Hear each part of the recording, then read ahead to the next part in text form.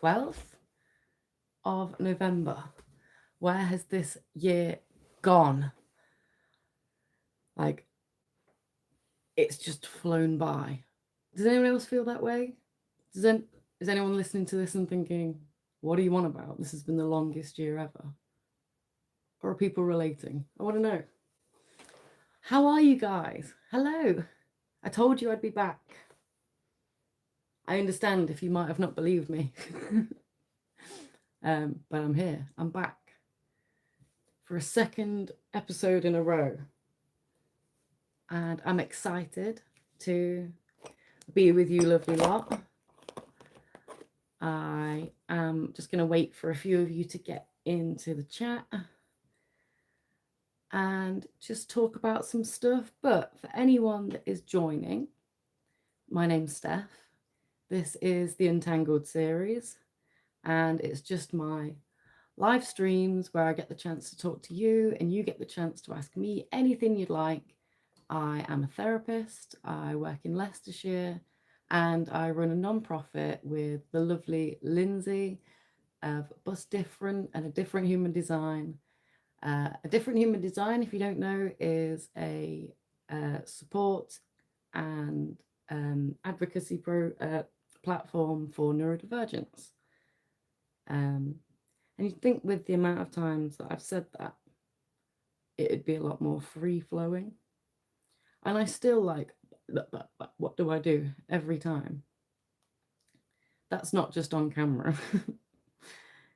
So where does that come from? I'm guessing some deep, I mean, it's not that deep. It's imposter syndrome. We all know it is.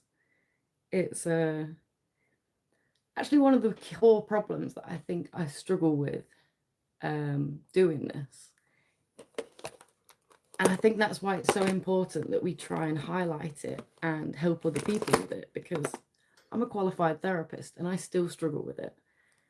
And that's not fitting the mold, being proud to be different.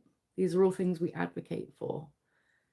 And yet I sometimes worry that people don't take me seriously because I don't look like a therapist.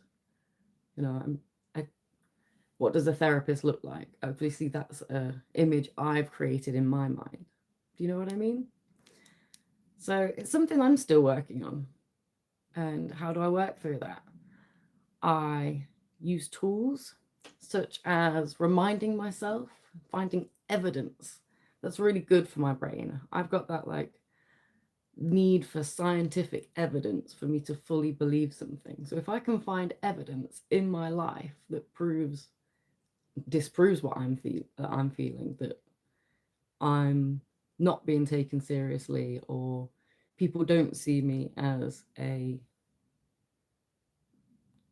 therapist, someone that they'd actually want to go to. Hello, Miss Too Good. I'm terrible at pronouncing these screen names, so I'm just going to say hello. Hope you're having a great day. Feel free to ask me absolutely anything you like. Keep it respectful, obviously. But that's my goal here, to offer free time. This is my lunchtime. And instead of eating lunch, I thought it's a really good idea if I could just come and sit down and offer a free opportunity to talk to a therapist for one. We all know that's expensive. Don't I know it? For anyone, by the way, that is looking for counselling, that is struggling to pay, go to your local resources centre, whether that's the Citizens Advice or your local council, and see what there is to offer. There may be a chance that they can recommend you to therapists who offer much reduced rates for people that are on certain benefits or certain circumstances. So please try and reach out. If you look at therapy prices and you're like, I can't afford that, please don't feel like you should be priced out. Unfortunately, not everyone gets any success with that. Resources, as we know in the UK, are sparse. So by all means, try. Alternatively, if you would like to book a session with me, again, if you'd like to highlight your circumstances, any particular benefits that you're in receipt of that helps me understand that you need a reduced rate, please email me. Or you can go to our website. Both of the links are in the description below. And you can book personal one-to-one sessions with me. They can feel a lot different to these lives, obviously. That one-to-one connection can make things a lot more deep. The conversation becomes a lot more private, therefore it's easier to open up, I feel. You are beautiful. Thank you very much. That's lovely. I appreciate that. I'm sure you are beautiful as well. And yeah, I strongly recommend therapy to anyone that is considering it. I might be biased, but I'm under the house of belief that people should go to therapy regardless, because life is stressful.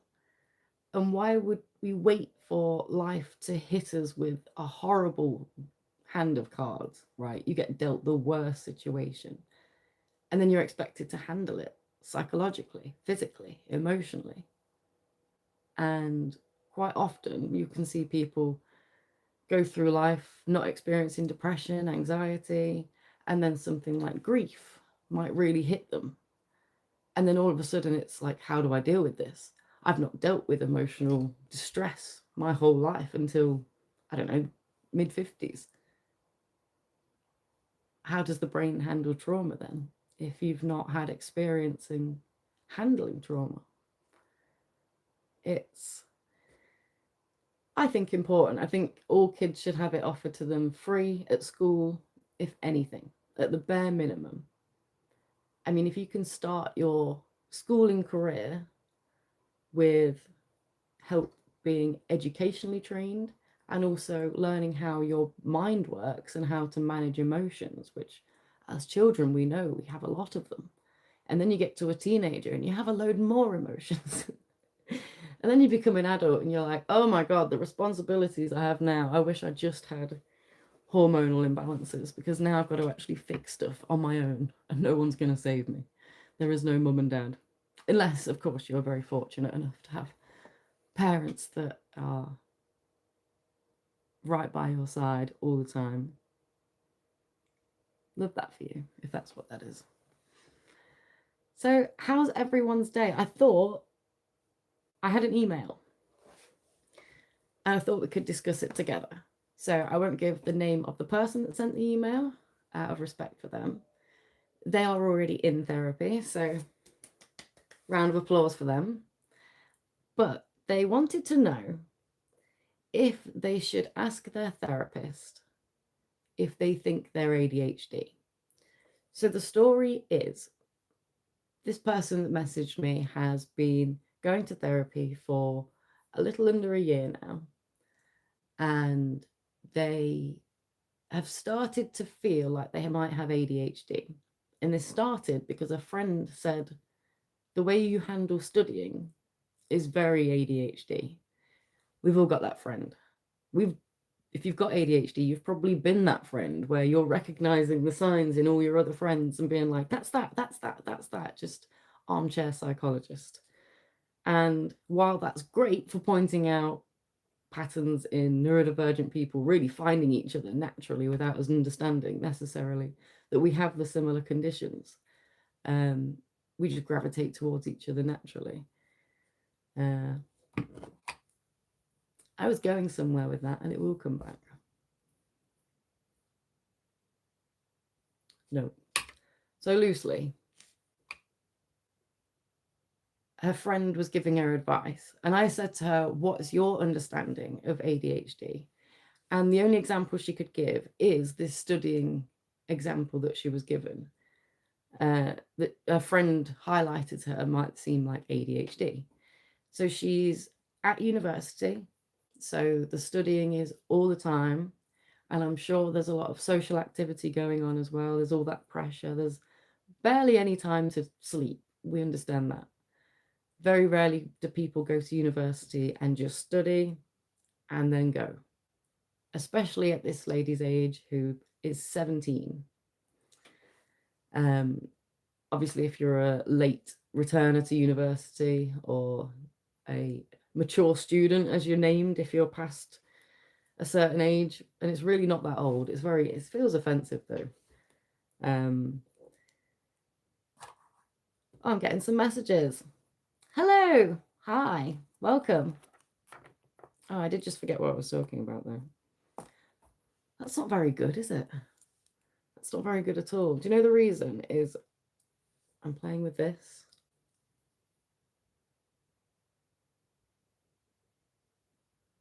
I'm sorry. I'm here to offer my time as a therapist, and here I am just playing. I promise I don't do this in sessions. This is my break time. I should be eating. Rock and roll scream. Love it. Mr. Killer CR7, I'm from India. Hello to India. Whereabouts in India are you from? There's a really funny meme on the internet at the minute, which I'm just going off topic. It's about a boy band. They're trying to grow a boy band in America. It's 4 members, but one, Dashan, is stuck in India. And they're trying to get 1 million followers to get Dashan over to the US so that they can sing and dance together and make records. But the way they're posting videos, it's a little like tongue-in-cheek. And I'm trying to work out, are these boys serious? Or is someone a mastermind here? Because I'm checking all their individual Instagrams and TikToks, and they're all serious musicians and performers. They all sing and dance like the perfect pop band members that you'd want. But then these videos of them together, like there's some high level humor in there that like someone is behind the scenes, or one of these guys is like, this is how we get famous. I don't know what it is. I'll come back to that. But the boy band is called Boy Throb. Have I got that right? You know about Abdul Kalam scientist? I don't. Please tell me more. Hyderabad. I'm just reading things now. Anyway, before I got distracted by this lady's email. So she's studying a lot. She hasn't got much time for much else. And she says that 24/7 she's feeling anxiety. She has a diagnosis of depression that she knows about herself. And she knows that she is anxious. And she's trying to work out, is she ADHD? Or is this just her anxieties? So the first thing I wanted to say to her was, I addressed why she might have thought ADHD. The second, I encouraged her to talk to her therapist about this. Now, why did I say that? Many people will feel like they can't at the minute because everyone has ADHD. And bringing it up to your therapist might feel like it's insulting because they didn't bring that to you and they're the professional in this. And here's where a few misconceptions of therapy get a little bit muddled. So in most areas of therapy, if psychodynamics is a different kind of model, if most person-centered talking therapy that the average person accesses, we believe that the professional is not us. We are the listener. We are the reflector. We are the one that shows like a mirror up to you and offers guidance to you making your own decisions. The professional in the room is you, because you have lived your life from the moment you were born until the moment you've sat in front of us in therapy. There's no point in us sitting there thinking we know everything when we've never met you before, or we've only spent 12 hours together. It's very important for the client to bring stuff to us because we can't access your everyday life. It's only what you bring into a session. So I encourage her to say to her therapist exactly what she's thinking. Even if the therapist does not believe that this person has ADHD, for whatever reason, they've done a checklist in their mind, they've spoke to this person enough, and they don't really feel like this diagnosis fits. They think that it could just be a sense of anxiety. That is still an opportunity for you to discuss things in therapy. And I can't stress this enough, that it's really important that clients don't turn away from negative feelings. So if you're talking about something, you're explaining something, and then your therapist replies back to you and paraphrases what you've just said, but doesn't seem to understand what you've just said. They've just said it back to you in a way that you did not mean it. That is not a time to worry about making them feel bad about whether they're a good therapist or not, or whether they got it right. The therapist is a good therapist, is focused on getting the truth.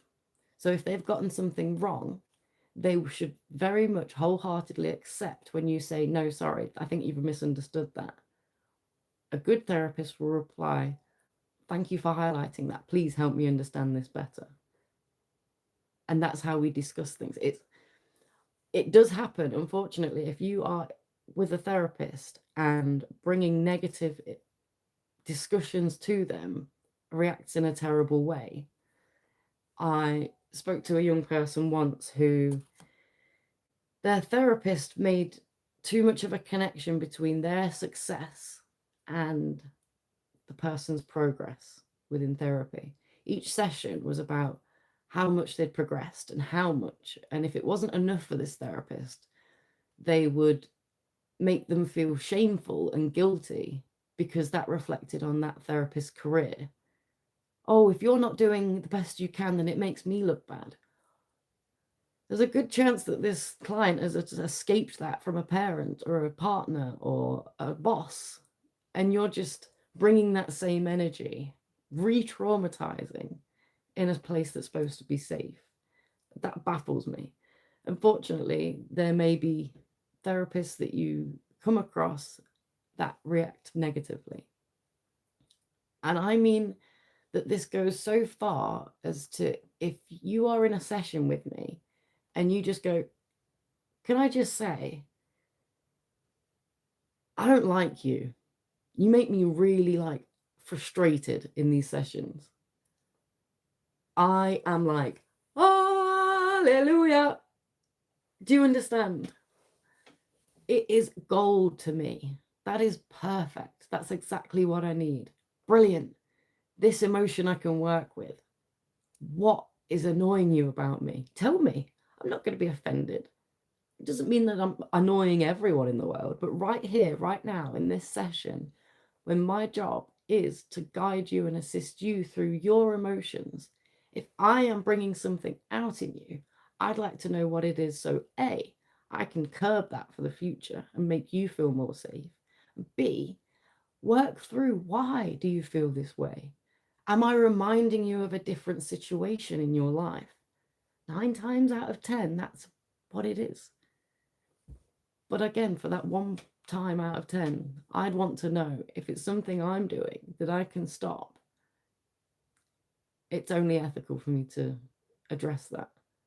So please, if you are seeing a therapist and they don't respond correctly to your bringing negative energy, whatever, your own personal feelings that might offend or insult the therapist, obviously be respectful in how you express it.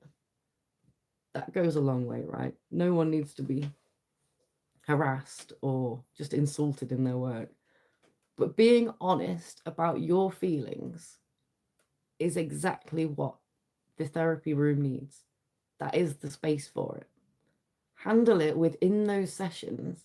And then when you leave, you're not going, God, she really annoyed me. God, I don't really want to go back there. Do you know what I mean? It kind of has this knock-on effect that no one's going to want to return to therapy. If you are experiencing a therapist like this, swap therapists. Look for a different therapist. I say this a lot. The first therapist you visit might not be the best therapist for you.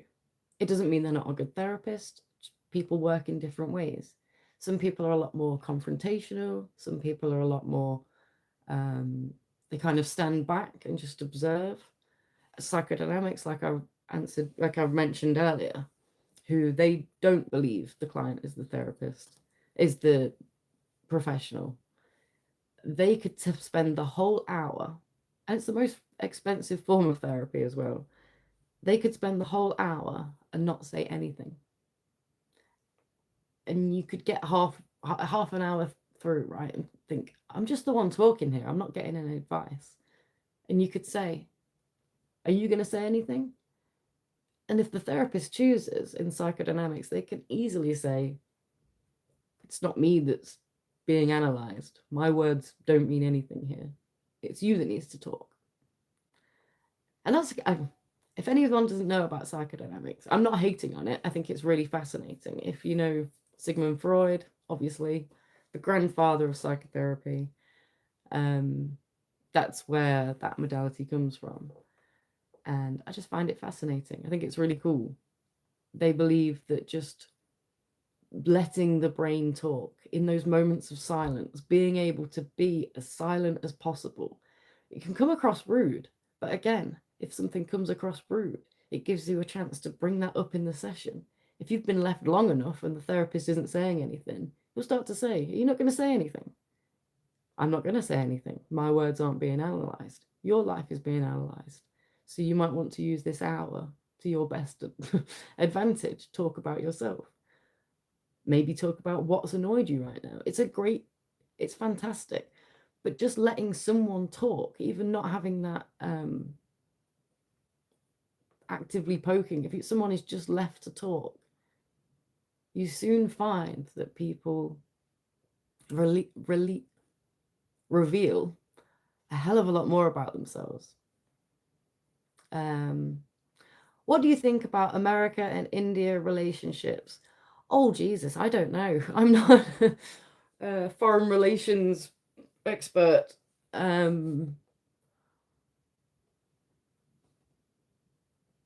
I'll pose that question to you guys. If anyone has an answer to that, feel free to answer in the chat. And not only that, if you're watching this later on, pop it in the chat. What do you think about America and India relations? I'd love to know. I mean, in terms of long distance romantic relationships, I can answer that one. I think it's very much each to their own. So some people can do long distance. I know a lot of people are like, oh, long distance doesn't work. It's not very good. It's never going to work out. One person's going to cheat. It's not always true. There are plenty of examples of people that have been together for over a decade. Online, speaking online, on the phone. It can work. There's no law that says it categorically won't work. However, in this modern day and age, with people having more trauma, people generally being more jealous, having more need for a traditional relationship, you see a lot of these trad wives and the dudes that are like, women should be women and all that sort of thing. You know, it's on the rise again. So can you trust that person? Do you have enough confidence in yourself to be not swayed by the right attention? It's hard. You're going to look around and see other people really enjoying their relationships together, whether it's your friends, family, just in the street, and constantly be reminded that that kind of connection with your long distance partner, unless of course you have tons of money and you're flying back and forth. I'm clearly talking about the average working class person where that kind of frequent travel isn't possible. So what do I think about them as a relationship in terms of being from two different places and being in a relationship together? Love that. I think we should all share cultures and share our experiences with each other. But yeah, that long distance may be a problem. I'd love to know, has long distance worked for anyone that's listening, or is anyone in a long distance relation right now? Has anyone been in one and thought, I can never do that again? I'm interested. I think the longest distance relationship, I'm not going to lie, I spent most of my teenage years trying to find boyfriends that were as far away as possible in the UK, just so that I didn't have to be at home. So Yorkshire, I'm in the Midlands, by the way, so as far as Yorkshire, down south as far as Essex. But again, I was a teenager. I could get away with an under 16 rail card way until I was probably about 19, actually. So it was a lot cheaper. Traveling by train right now, just from Leicester, which is in the middle of the UK, down to London, it's about an hour train drive. Is about £100 one way. You can get cheaper at certain times or whatever, but that average, it blows my mind. Are you from a place that has good transport facilities? Do you have trains that run on time? Do you have frequent trains? I'm excited to see what comes out of New York City. Shout out to Zoran Mamdani for winning the New York City mayoral election. So cool. For so long, I was told socialism won't work. No one's going to catch on to that. And this democratic socialist focused his whole campaign on the unaffordability of the average New Yorker, which, let's be honest, everyone relates to. Of course, New Yorkers relate to this, but the whole world should too, surely. I mean, I've been racking my brains as to think why everyone doesn't feel this way anyway, but of course, we all have different opinions. We all have different experiences that lead us to the morals and there's another word. Morals. Beliefs. That's what I was looking for. That simple word, beliefs. But yeah, I think his win in New York City and the New York State is incredible. And I think it's a win for us everywhere, the working man everywhere, which is really cool. They have already rolled out, this was before he was even mayor, a test of free buses in New York City to see what would happen. And a lot of people were like, you can't do that because like homelessness is rife and like people are just going to be camping on buses, basically. This was a frequent argument. That didn't happen. What happened is the overall benefits from the people that used these buses. People were choosing to take the bus instead of their car. People were walking more because they were taking the bus, which meant them having to walk certain parts of the to the destination. People were getting healthier. People were spending less money. People were getting to work where this travel would have taken a large chunk out of their work pay. It's been a really good thing to see carried out, even on such a small scale in New York City. And I hope the rest of the world takes note. Will it? Probably not. No, less of that negativity. I agree. I agree. So yeah, as far as I'm all over the place with this, what do you think you should do if you suspect you have a condition and you're talking to a therapist? Would you feel comfortable bringing it to their attention? Are you a therapist watching this and have a different opinion? I'd love to hear your perspectives on that. I think another thing that's really important to point out is psychotherapists don't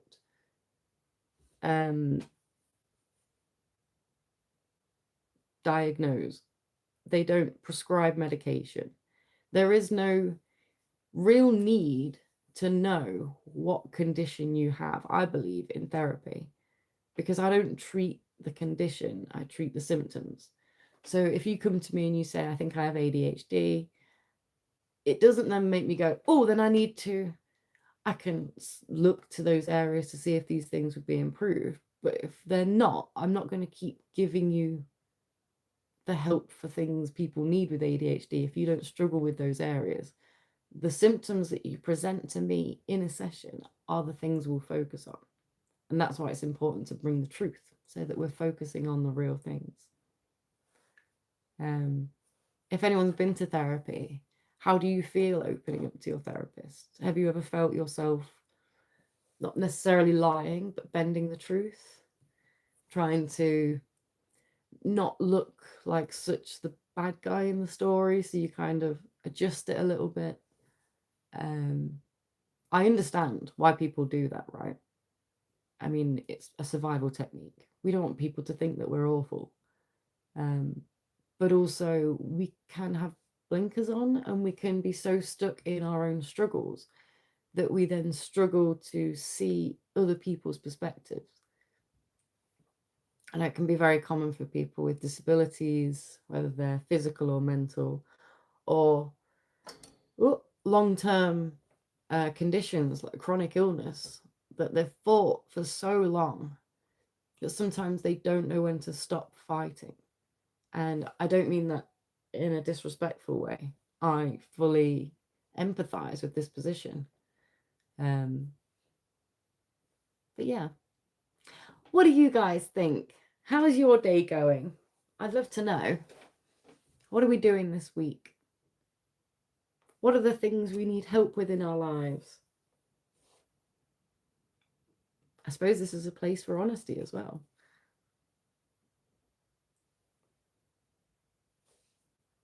I'm not going to lie, I've got a ton of makeup in my eyes.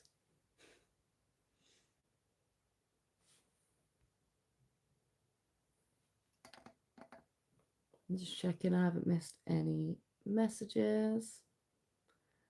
Last night, by the way, was stunning. We went to Leicester Cathedral for I cannot remember the name of it, but it was basically, the theme was elements, and they were these beautiful graphics, moving video was projected inside the Leicester Cathedral.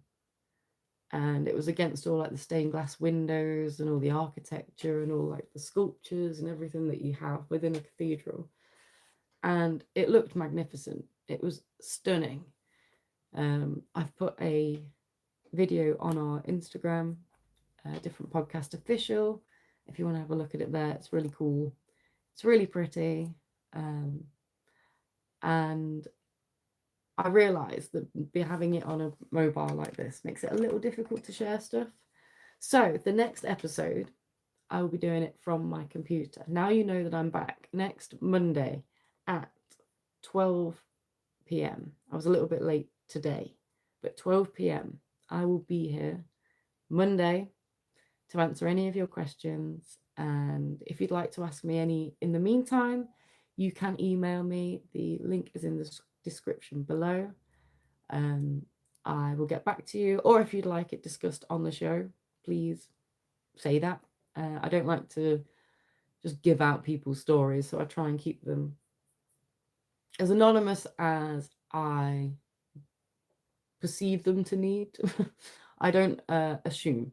So please state if you'd like it discussed on the show, and any suggestion for future topics. Please get in touch. If you also want to find out anything else that we get up to with A Different Human Design, you can go to our webpage, www.adifferenthumandesign.co.uk, and it's all on there. Lindsay's got vlogs. We've got all the podcast episodes linked to there. There's a load of resources downloadable for very cheap prices, or you can buy the physical copies to get delivered to you. There is a way of supporting Bus Different, which is Lindsay's double-decker bus and downstairs library, literally offering the communities the coolest space ever to connect, to get free books, to donate money if they'd like to.